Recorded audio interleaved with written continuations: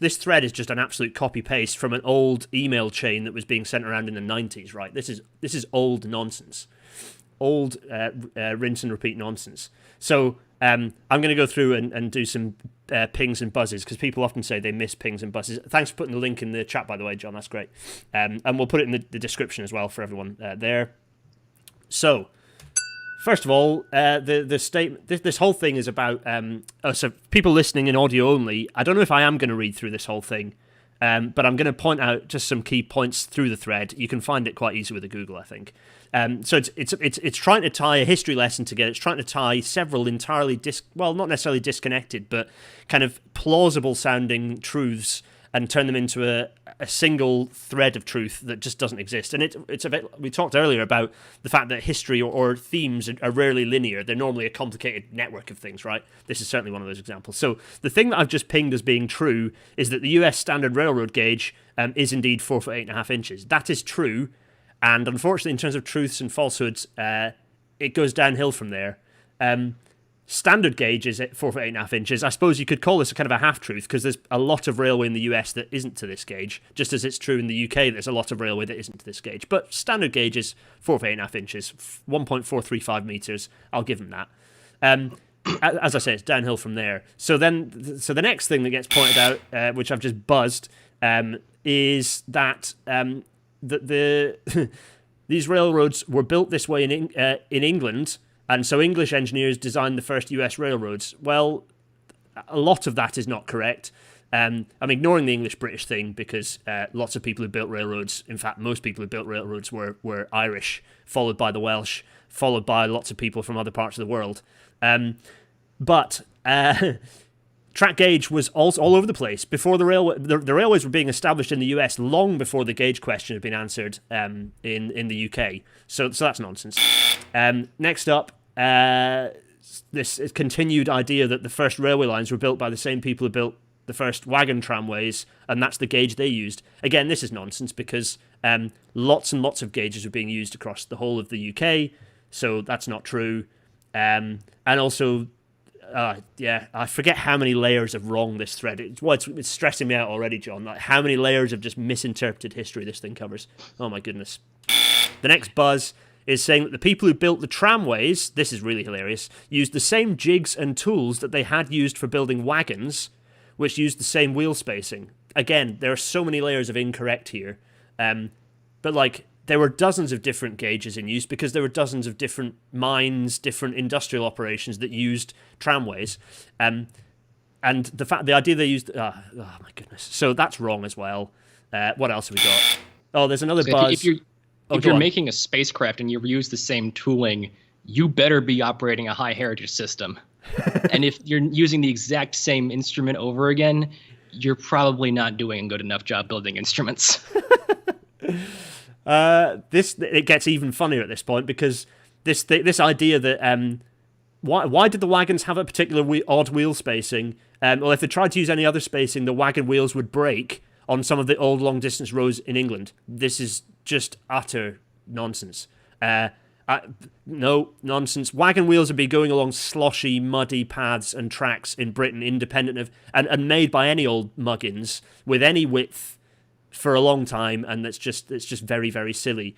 That's the next buzz. Imperial Rome built the first long-distance roads in Europe. That's incorrect. There have been very, very ancient long-distance paths and tracks and roads, engineered roads, thousands of years before the Romans came on the scene. Like, the ancient Greeks were the first people to do permanent way, for goodness sake. Like, paved roads are a lot older than the Romans.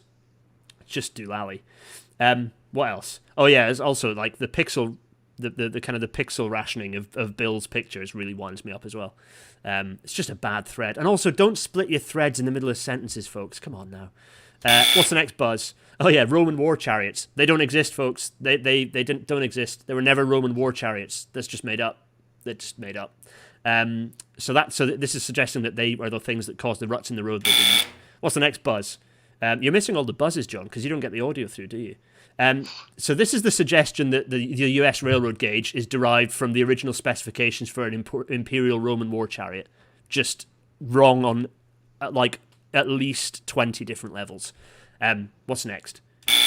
Oh yeah, here we go. So now we're talking about the Imperial Army Roman chariots again, and they were made just wide enough to accommodate the rear ends of 2 war horses. Nope. No. Why would that be a thing? Horses have different sized bottoms for starters. Oh my goodness. So there's just so many layers of wrong. Now we've got a picture of a space shuttle, so we're getting onto the juicy bit, right? Oh yeah, this is a bit of a mean false because it's saying that this is showing how old the thing is, because this thread was written pretty recently, and SRBs were not being made by Thiokol because they're not called Thiokol anymore.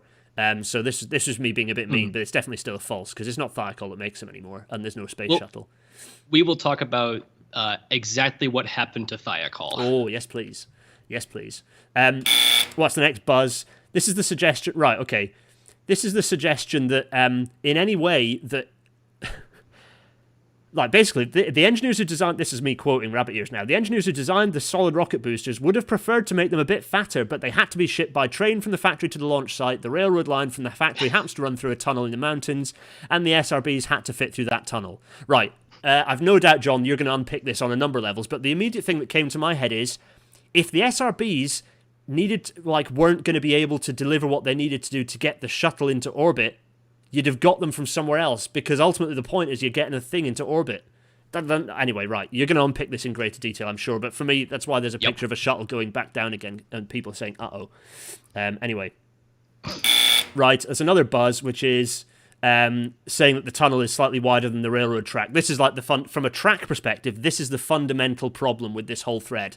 The whole thing is built around the idea that track gauge and loading gauge are the same thing, which I think I show in the next picture, which I do, yes, hooray.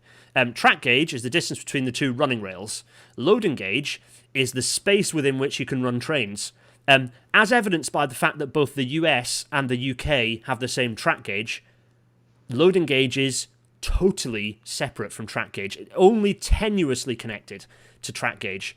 The reality is that you can have a massive loading gauge as you do in lots of parts of the US, double stacked containers with exactly the same track gauge.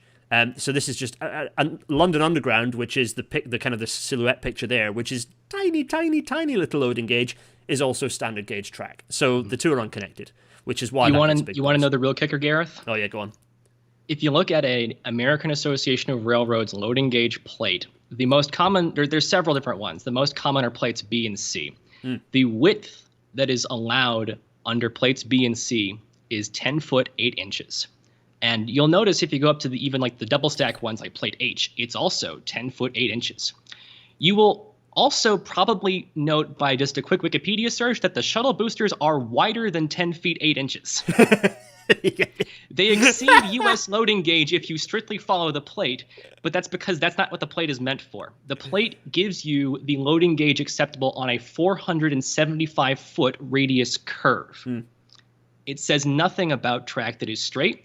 It says nothing about overbridges or tunnels. It says nothing about the dimensions clearance within that gauge that you can have depending upon the length of your cargo.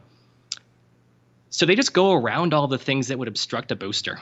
Yeah, it's just which now I'm getting excited because we're talking about gauging, which is obviously that's like half my day job is gauging. In any case, that's annoying. We're gonna get another buzz, which is there's another horse's arse joke inbound. So the basically this is the last thing, which is the overall suggestion of this thread and this email chain and whatever else it's been copied and pasted as is that a major rabbit ears again, a major space shuttle design feature of what is arguably the world's most advanced transportation system was determined over 2,000 years ago by the width of a horse's ass. No, it was not.